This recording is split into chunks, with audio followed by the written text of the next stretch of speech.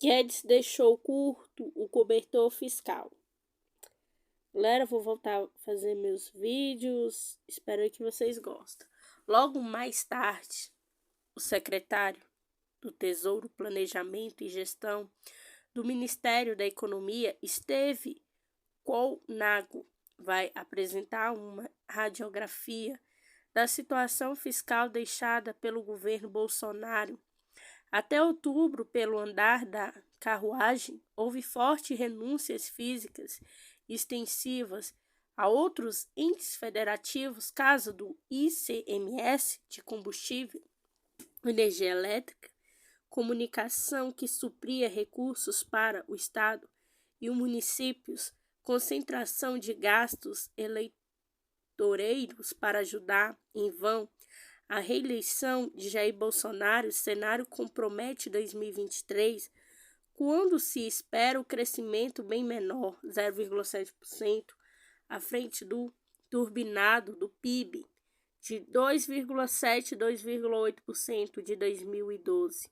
Como ficou claro no projeto de lei orçamentária anual de 2023, enviado incompleto por Jair Bolsonaro ao Congresso antes da eleição, faltavam recursos para pagar os 600 do Auxílio Brasil, rebatizado por Lula de Bolsa Família, para garantir a promessa presidencial de salário mínimo de 1.400, o OGU de 2013 só previa gasto de 405 mensal, como o AB em 2023. Paulo Guedes tentou de tudo para reeleger Bolsonaro.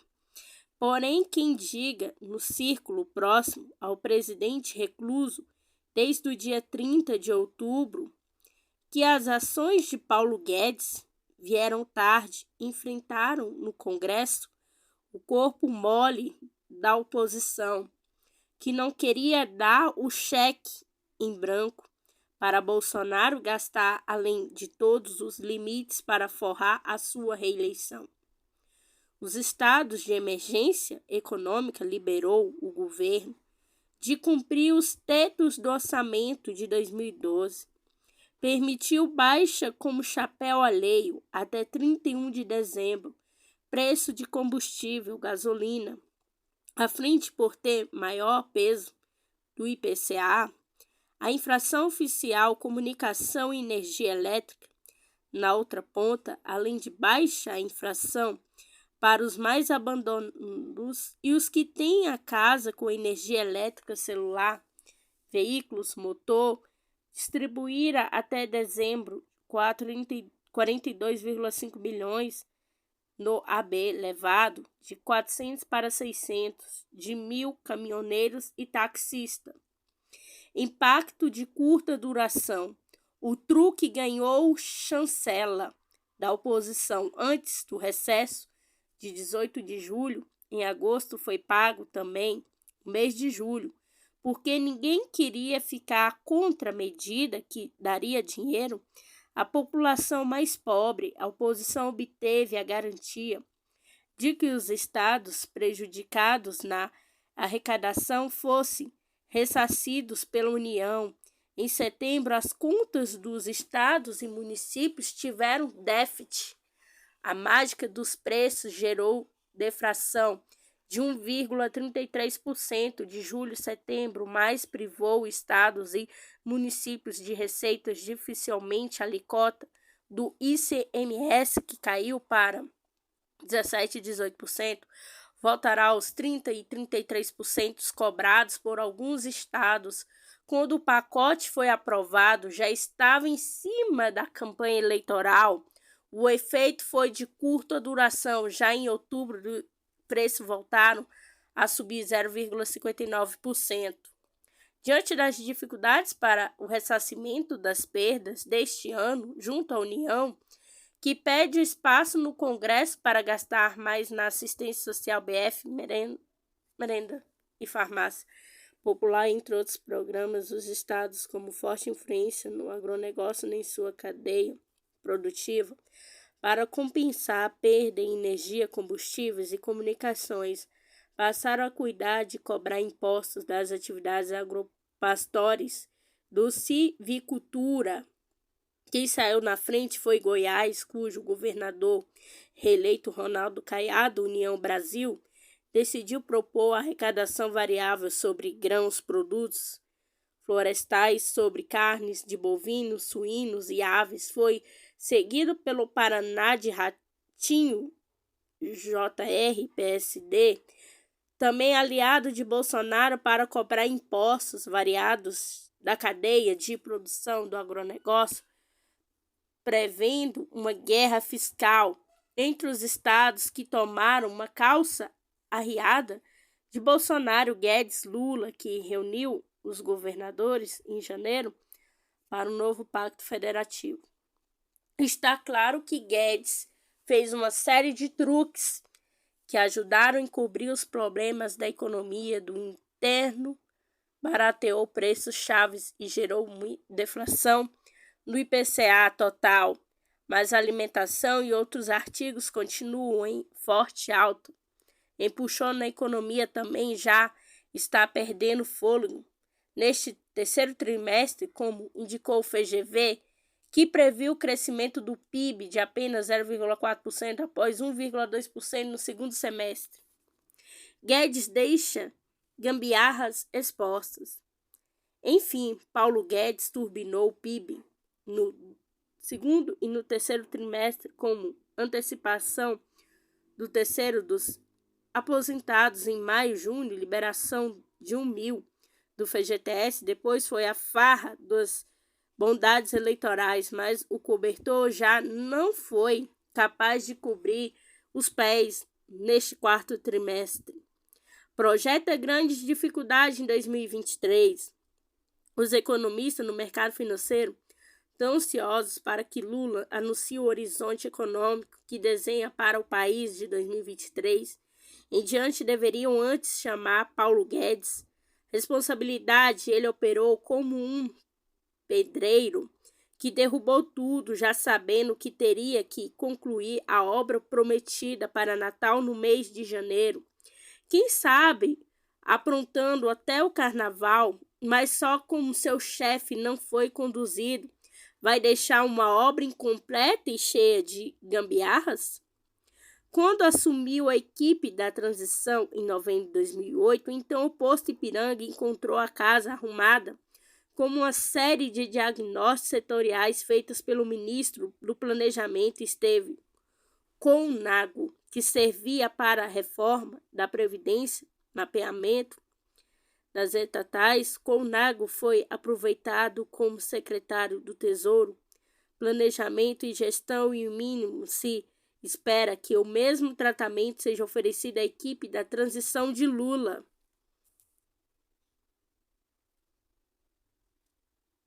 Oi, galera, tudo bem? Aqui é a Fernanda, voltei a fazer meus vídeos, vou postar notícia, estou estudando também. Espero aí que vocês gostem, compartilhem, mando um abraço aí para Uniprocesso, mando um abraço aí para a Universidade Católica Paulista e para a Uniaselv e tudo mais. Sou a Fernanda, foi eu que comecei esse canal aqui e eu vou continuar falando sobre notícias. E sejam bem-vindos.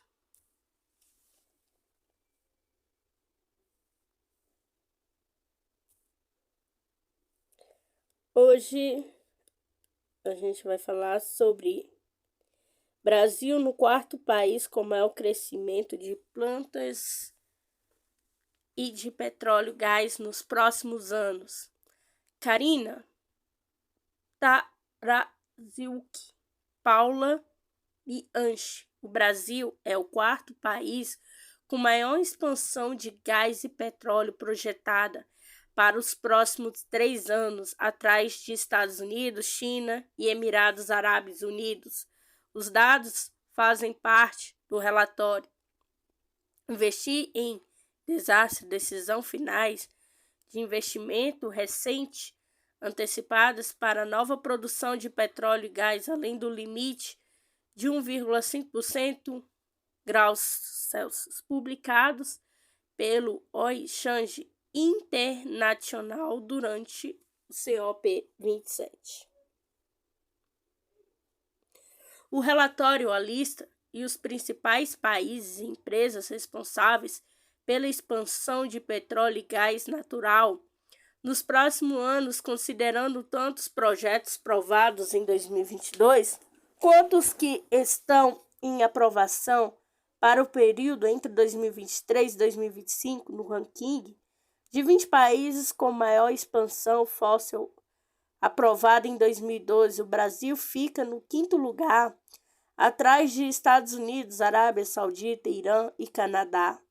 A expansão de combustível fóssil incompatível com a meta de Acordo de Paris de manter o aumento da temperatura global em até 1,5 graus Celsius em comparação com os níveis pré-industriais. Tais atividades geram poluição de CO2, que é um dos principais gases responsáveis pelo efeito estufa. Como consequência, a temperatura média da Terra é aquecida e as mudanças climáticas se intensificam. De acordo com o relatório, muitos dos novos desenvolvimentos analisados sofrem resistência de comunidade e ainda podem ser evitados se os governos intervirem para rejeitar e revogar as novas licenças em nível global. A análise indica que a expansão aprovada em 2022 poderia gerar 11 bilhões de toneladas a mais de poluição de carbono, equivalente à emissão de 75 novas usinas de carvão.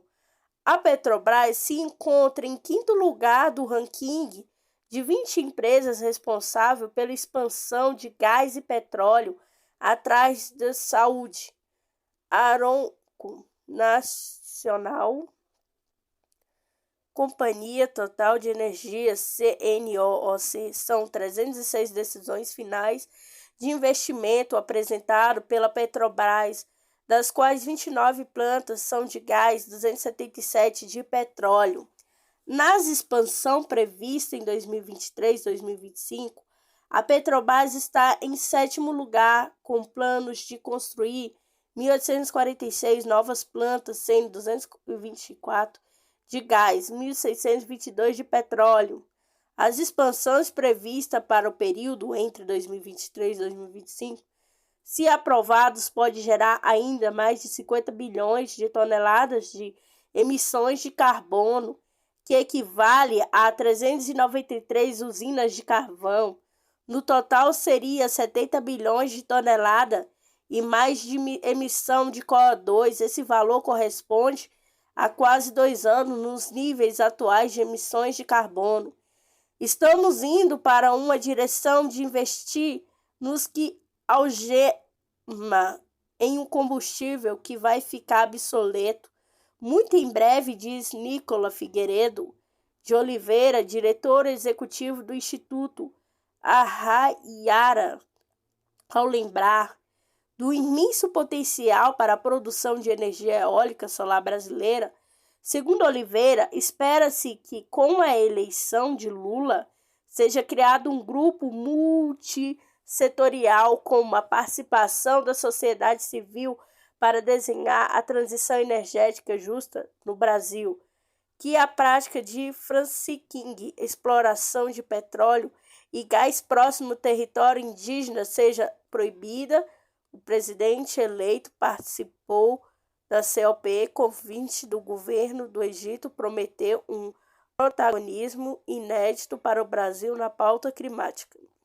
Oliveira ressalta que os cientistas do IPCC, painel intergovernamental sobre mudanças climáticas, já mostraram que precisa ser feito para conter as mudanças climáticas: não construir nenhum novo poço de petróleo, nenhuma termoelétrica fóssil e nova, nenhuma mina de carvão nova, e a forma de se conter.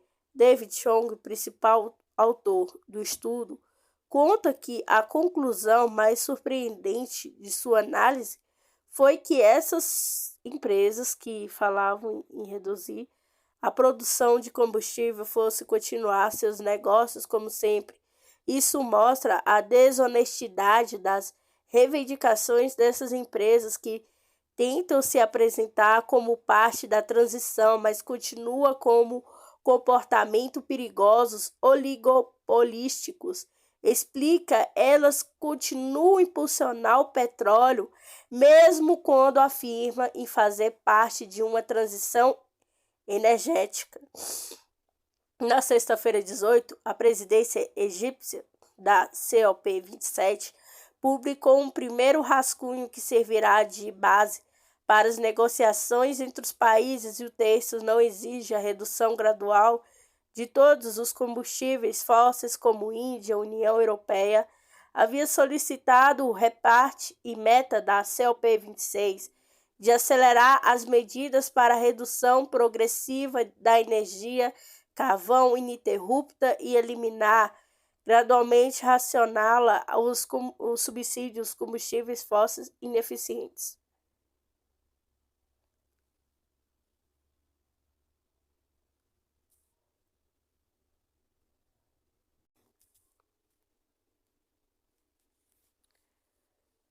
Valdemir Costa Neto procura o STF e diz que age contra urnas por exigência de Bolsonaro, depois de afirmar publicamente que o relatório encomendado pelo PL sobre segurança das urnas eletrônicas apontou falhas de 250 mil que pediria a revisão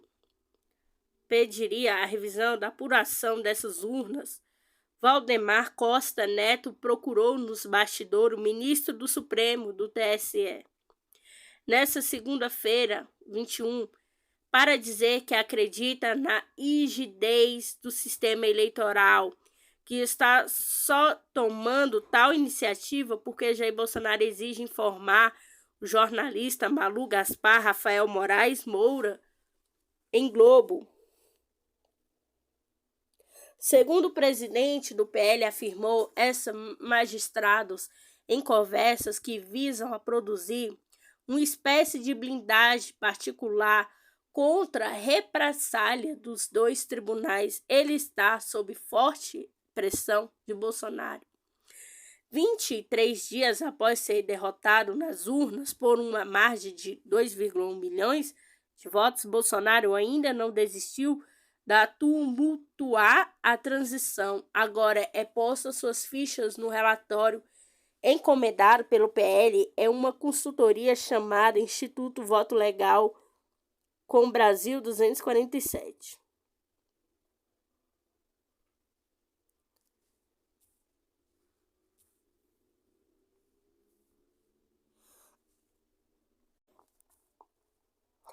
O Wellington Dias não está certo de que a PEC deixará a Bolsa Família fora do teto indeterminadamente.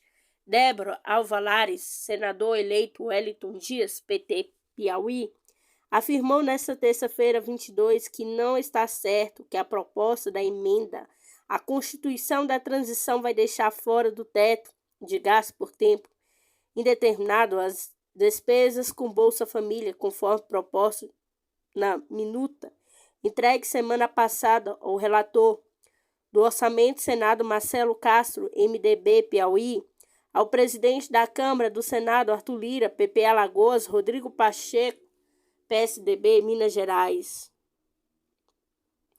Dias, que foi destacado pelo presidente eleito Luiz Inácio Lula da Silva, PT, para coordenar as conversas com o Congresso sobre a PEC, afirmou que ideal é chegar a um consenso e protocolar o texto amanhã.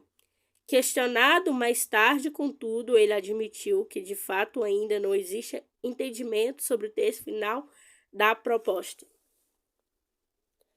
Como broadcast político tem mostrado ao longo do dia, PT tem dado sequência a uma série de reuniões, mas vem encontrando dificuldades em acordo sobre o valor a ser excepcionalmente para programa, bem como por quanto tempo isso deve valer na minuta. Entregue a semana passada pelo vice-presidente eleito Geraldo Alckmin, PSB, Bolsa Família é retirado do teto de gasto por tempo indeterminado, mas uma ala de partido defende colocar um limite de 4 anos para isso. Já parlamentares de outros partidos têm afirmado não apoiar nenhuma das duas ideias e acreditar que a excepcionalidade só deve valer para 2023. Desde a semana passada, algumas propostas alternativas têm sido apresentadas no sábado. Por exemplo, o Senado, Alessandro Vieira, PSDB, Sergipe, propôs reduzir de 175 bilhões para 70 bilhões o valor destinado ao programa da transferência de renda que ficaria fora do teto de gasto. Para Dias, a apresentação de outros textos é natural, mas ele defendeu que qualquer outra proposta deve assegurar o Bolsa Família, investimentos, funcionamento dos serviços públicos. Ele disse ainda que a partir da manhã, quando Alckmin chegar a Brasília, haverá uma série de novas conversas na tentativa de alcançar um consenso, que destacou que ocorrerão reuniões com Lira Pacheco, além de presidente e líderes partidários, também como integrantes da Comissão Mista de Orçamento.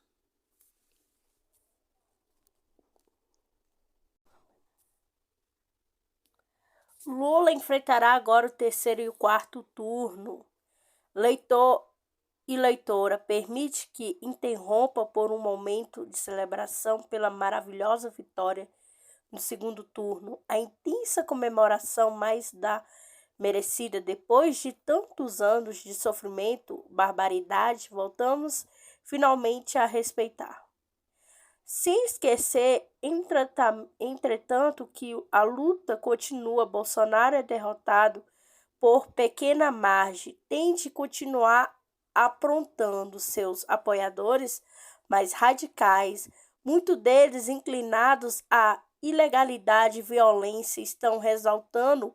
Inconformados, Lula terá de enfrentar provavelmente o que alguns na mídia estão chamando de terceiro turno. Isto é um embate perigoso contra o golpista da extrema-direita bolsonarista. Os cuidados com a segurança do presidente eleito, diga-se de passagem, devem ser redobrados. De todo modo, o risco prevê que a vitória de Lula nesse terceiro turno será mais fácil do que foi a vitória do segundo. Bolsonaro tem pouco apoio interno e externo para uma aventura, como se viu pelo que aconteceu depois da apuração dos votos. O resultado da eleição está sendo amplamente reconhecido tanto no Brasil como no exterior. Lamento dizer, porém, que teremos também um quarto turno. Não quero sobrecarregar o leitor e a leitora com uma preocupação sinistras, mas nunca é prudente ignorar a realidade, por mais razões que tenhamos neste momento para cultivar o otimismo, as melhores expectativas para o futuro do nosso querido país.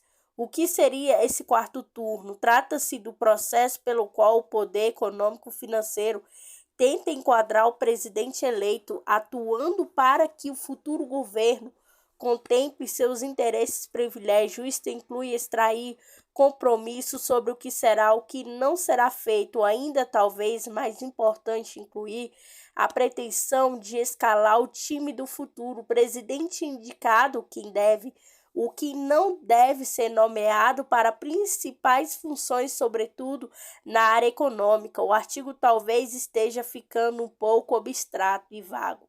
Vou tentar ser mais específico. O poder econômico financeiro tem um objetivo primordial.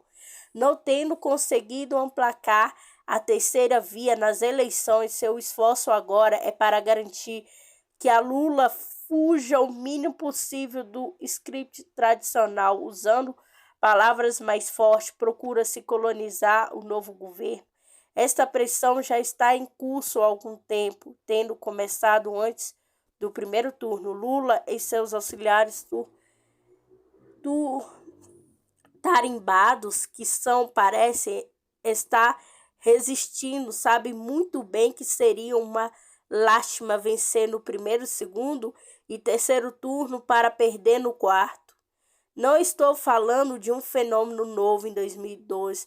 A pressão dos interesses econômico-financeiros resultou na nomeação por Lula de Palocci para a Fazenda Meireles para o Banco Central em 2014. Essa pressão desembocou na nomeação por Dilma e Levy para a Fazenda.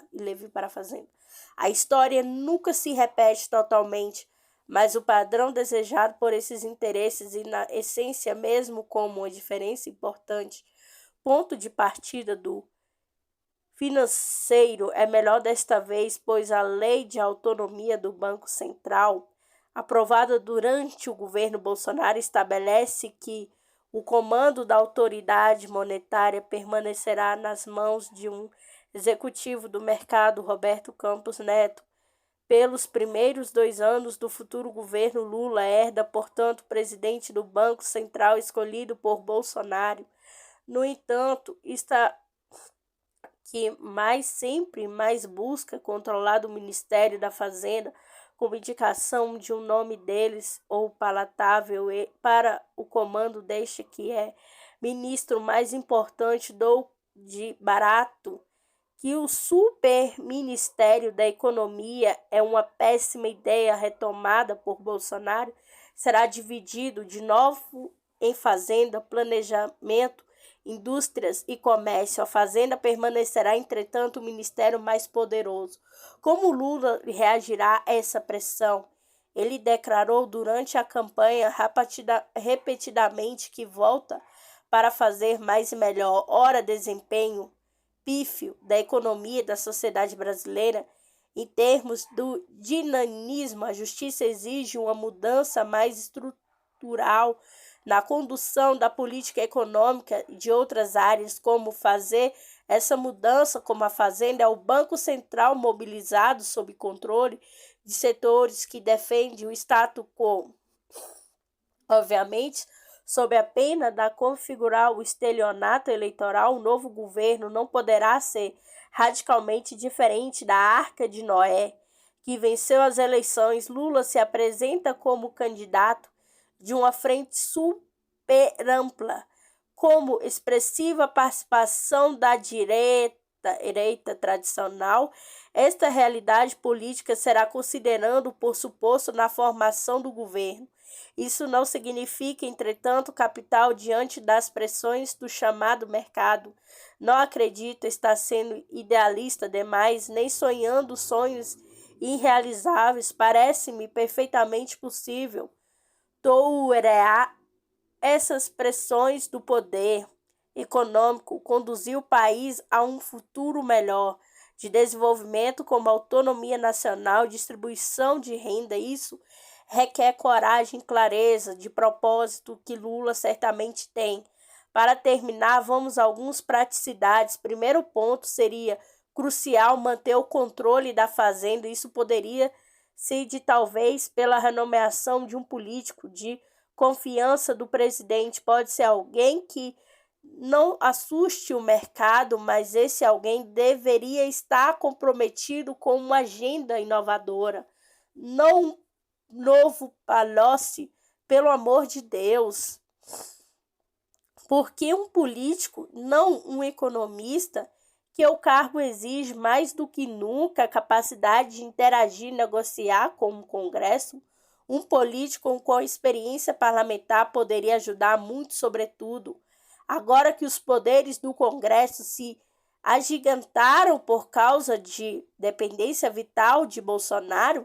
Em relação ao centrão economista, pode ocupar assessorias e secretarias e, quem sabe, o comando do Ministério do Planejamento, Ministério da Indústria e Comércio.